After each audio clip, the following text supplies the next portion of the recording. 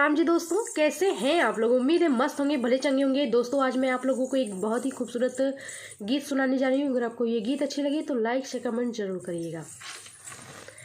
हम गारी न दे भजन सुनीले, हम गारी न दे भजन सुनीले, हम गारी न दे भजन सुनीले, हम गारी न दे भजन सुनीले।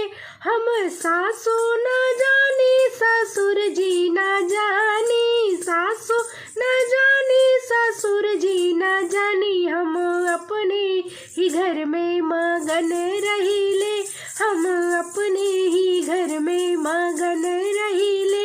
हम गारी न देई भजन सुनीले, हम गारी न देई भजन सुनीले।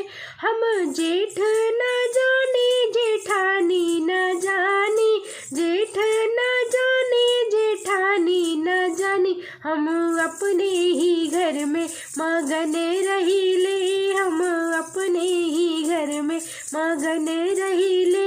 हम गारी न देई भजन सुनीले, हम गारी न देई भजन सुनीले। हम ननदा न जानी देवर जी न जानी, ननदा न जानी देवर जी न जानी। हम अपने ही घर में मगन रहीले, हम अपने ही घर में मगन रहीले। हम गारी न देई भजन सुनीले, हम गारी न देई भजन सुनीले, हम गारी न देई भजन सुनीले। प्रणाम दोस्तों।